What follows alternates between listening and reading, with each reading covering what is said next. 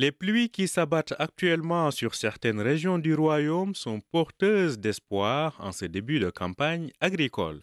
L'enjeu pour ce secteur vital qu'est l'agriculture est de tourner la page des 2 années de sécheresse qui ont mis à mal son essor de la dernière décennie. D'ailleurs, l'État était obligé de venir à la rescousse de la plupart des filières avec de nouveaux contrats à programme. Le défi sera de maintenir un bon niveau de production tout en faisant oublier la flambée des prix des fruits et légumes qui ont enflammé les marchés la saison dernière. Mohamed Sadiqi est le ministre marocain de l'Agriculture et du Développement rural. Il est vrai que la saison passée était également marquée par une forte sécheresse, mais l'État et les professionnels ont multiplié les efforts afin d'atteindre les 55 millions de quintaux dans les cultures céréalières.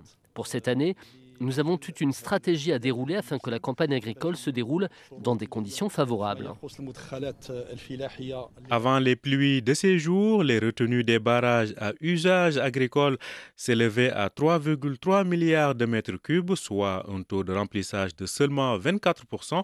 Le gouvernement promet que le marché sera approvisionné à hauteur de 600 000 tonnes d'engrais phosphatés au même prix de la campagne précédente. Le programme national de semi-direct des céréales sera lui poursuivi sur une superficie de 200 000 hectares avec l'objectif d'atteindre 1 million d'hectares à l'horizon 2030. Une stratégie qui se déploie au niveau des régions, comme c'est le cas dans le bassin de Rabat Salé Kenitra. Mahjoub Lahrache y est le directeur régional de l'agriculture. La région Rabat-Salé-Kénitra a connu d'importantes chutes de pluie contrairement aux autres régions du royaume, chose qui ravive l'espoir chez les agriculteurs. Le ministère de l'Agriculture a pris des mesures importantes concernant la subvention au niveau des semences, des engrais et des intrants agricoles. Nous souhaitons avoir des programmes importants concernant les légumes et les céréales pour pouvoir offrir des quantités suffisantes aux citoyens marocains avec des prix convenables. Après une décennie de développement dans le cadre du plan Maroc Vert qui a doublé son PIB et son poids dans l'économie nationale,